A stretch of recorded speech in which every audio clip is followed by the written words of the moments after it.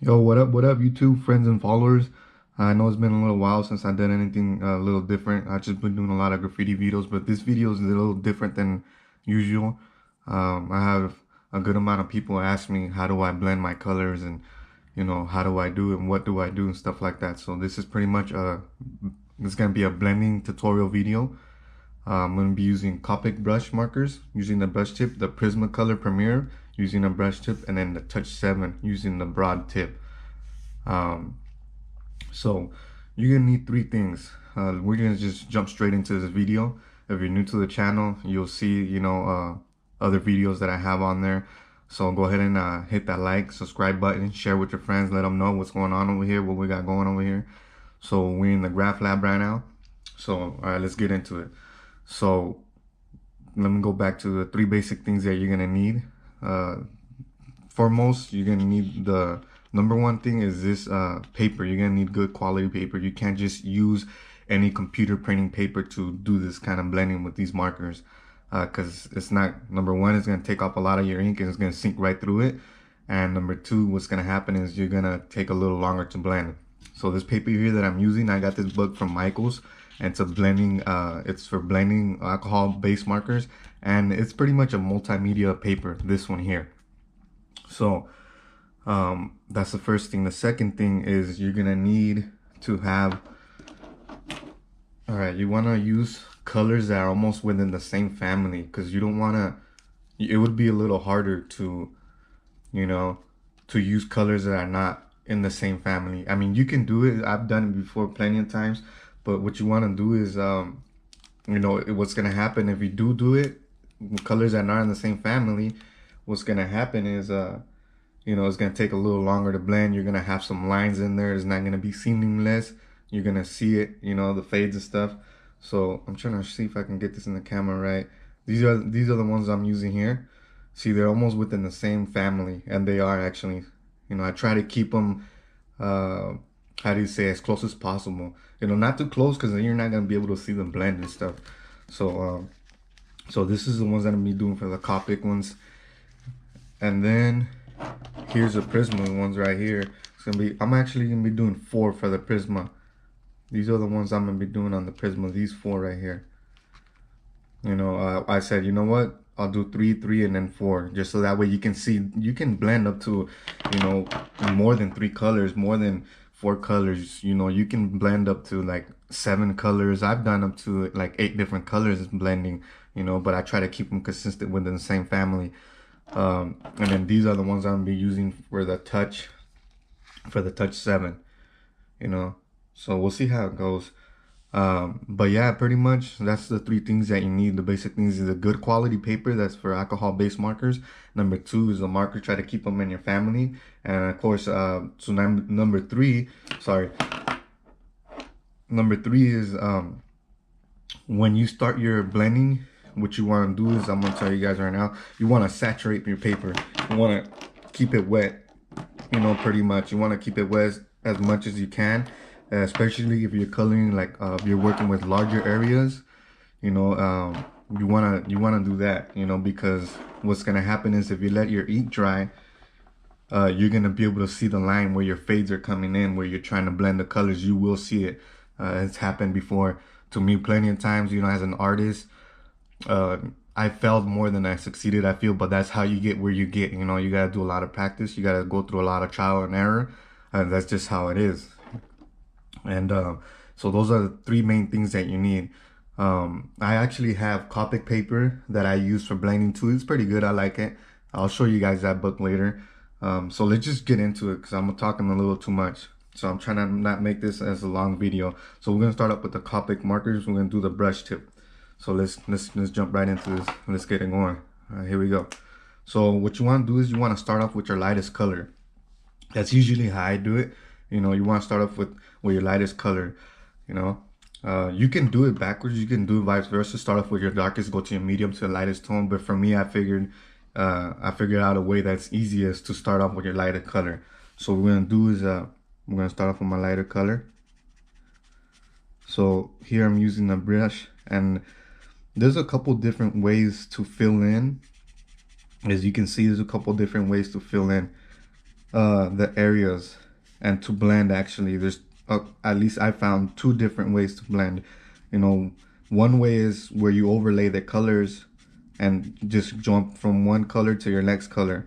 I'll show you guys right now. And another way is where you just flicker your marker just like this. You flicker your wrist a little bit and apply less pressure towards the end where you want your blend to begin.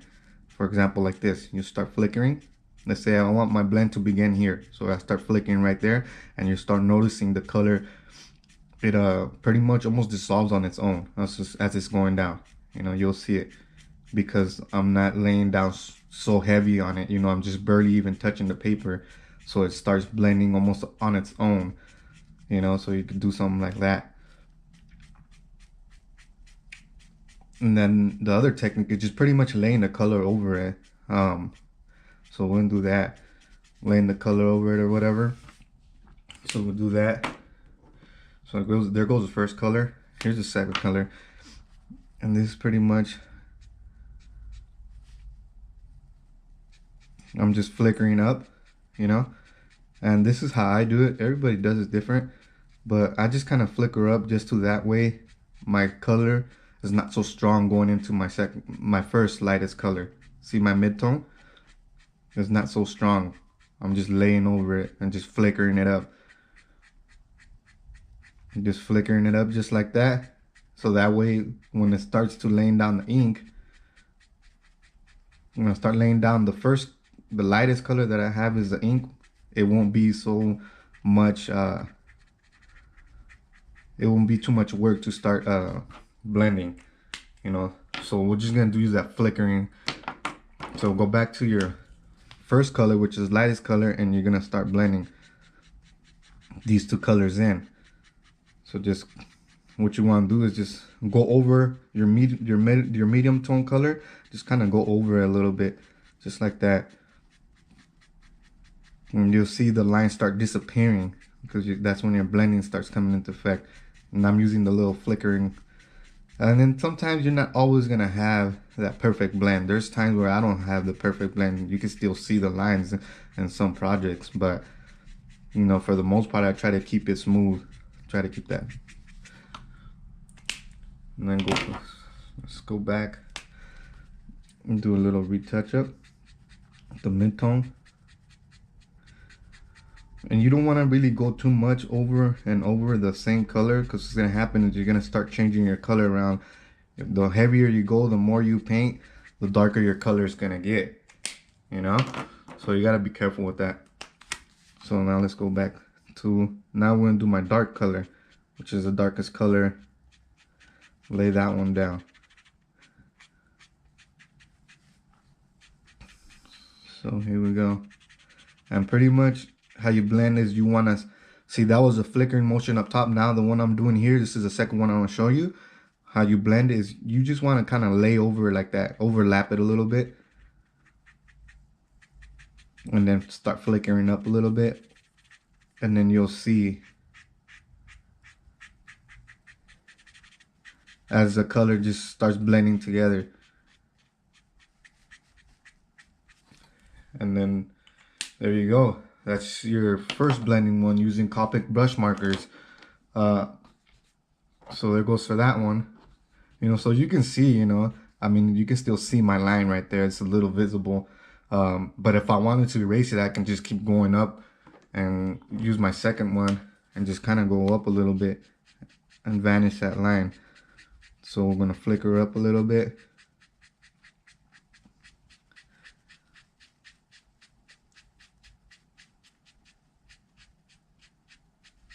And then keep going till I feel like, okay, I'm thinking we're good at this point, you know. And then hit my lightest color again. So that's pretty much how you blend. What you want to do is work it backwards. Start with your lightest, do your medium tone, and then after your medium tone, you go to your dark tone, and then you're gonna go dark, medium, light. You know, that's how you do it. So there you go. It's not perfect, but that's pretty much, you know, you'll get it down. It takes a little practice to get it down. You just gotta keep practicing, you know. So that's how we do it with those. There goes the Copic one. So now let's try the You know, this is gonna be the 4-color one. So let's experiment with this one. So yeah, it's pretty much. So here we go again. We're gonna lay down the lightest color.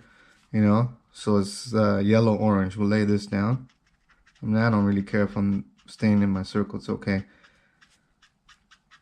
But yeah, don't be afraid to experiment. You know, that's what art is all about. You know, just experiment, lay down whatever colors you feel like you want to blend or whatever, and you'll start learning as you start you know, working more with alcohol-based color markers. You know, I like them. Probably some of my favorite colors to use. I've used paint markers as well and stuff like that. Okay, so anyways, here goes my first color. Here goes my second color. I'm gonna lay that one down, and it's like a carmine red. So this one we're gonna do the whole thing. I'm gonna just layer over it. And you see how my color is pretty dark. You can straight see the line right there, but it's okay because I'm gonna come in with the lighter color again, and I'm gonna blend the line out. And this is how you kind of overlay fade, I guess you can call it. How I blend my colors into it. I'm just laying right over it. I'm not really using too much of that flickering motion as I did using the Copic ones. So all right, here we go. So now I'm back to my lightest color. So you gotta work a little backwards. And when you're blending, you gotta saturate your paper. You gotta keep it wet and work a little fast. If not, your blend's not gonna work. You're gonna see that line right there. So there we go. I'm back to my lightest color, which is this orange, and just going over it. You know, try to blend the color in right there, whereas you don't really see the line too much. Okay. Then we're gonna go with this color, which is magenta. So we'll do magenta in. See, and I'm just sitting it right on top of the color. Look, as you can see, on top of the other one, and then just going down with it. And then what I'm gonna do is I'm gonna come back with my mid-tone color, which is this magenta, and kind of blend that in, because if not, you're gonna see right there, you will see, once it starts drying up, you will see the line come across, and it's not gonna really blend correctly. Sorry. So you want to just go back to mid-tone. There we go.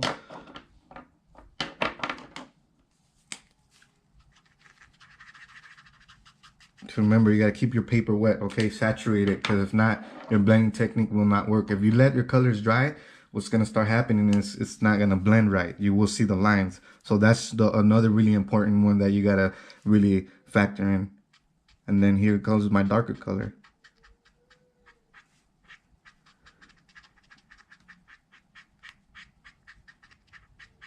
For some reason, this Prismacolor has been acting kind of weird lately. So just laying it over, just like that.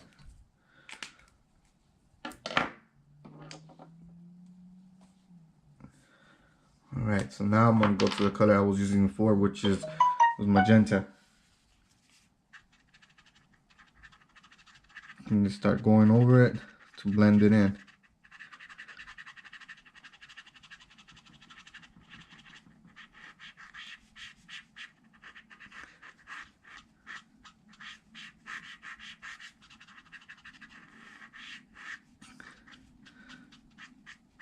See, like I said, this color's been acting kind of weird. As you can see, like, it's really dark right there, and the color is supposed to be actually right here around the edges. So I don't know, maybe the marker's just too old.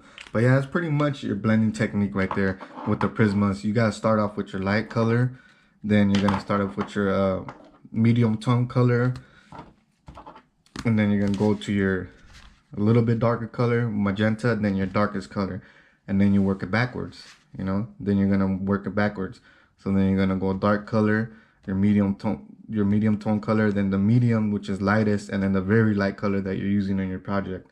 You know, and that's pretty much how you blend. You gotta kind of work it backwards, you know. Once you start practicing, you get the hang of it. So that goes for those.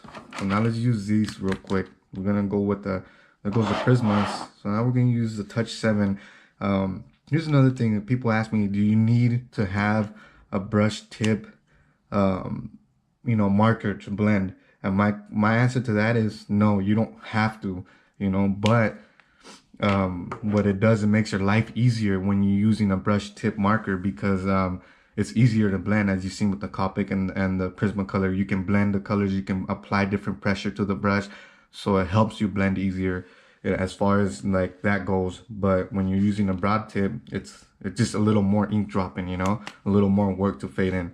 So let's jump into it. These right here are the Touch7, but it says Touch Soft Head on there. I don't know. It's just, these are the knockoff brand to the Shinhan Touch markers.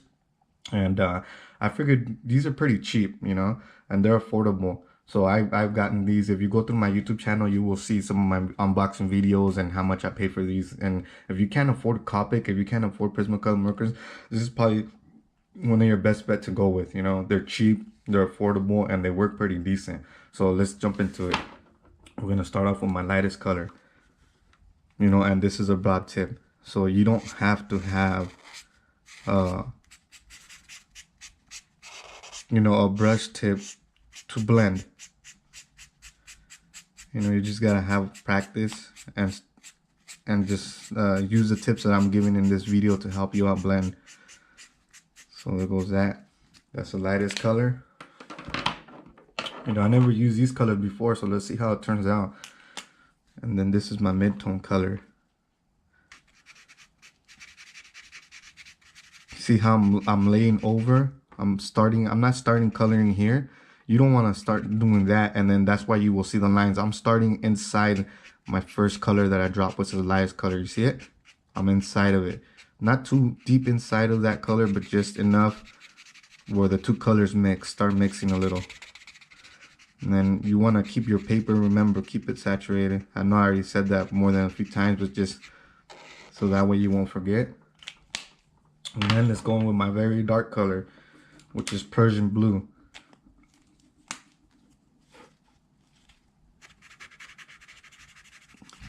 So we go like that. I started inside of my mid-tone color.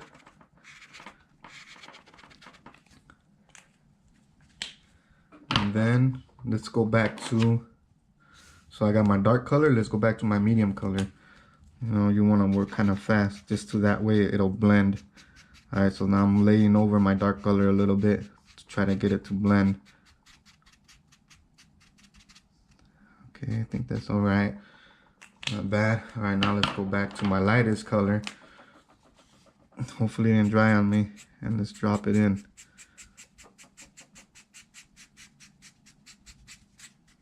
See, you start noticing the ink from my medium tone color starts kind of fading away. And you'll see it. What I'm going to do is I'm going to come back with the mid-tone and go right over it. Because you can still see my line. See, that's what happens when you dry. I let it dry, and now you can see a visible line right there. So there's really no fade there. You can still see it. So I'm grabbing my second color and just going up on it. Try to get rid of that line.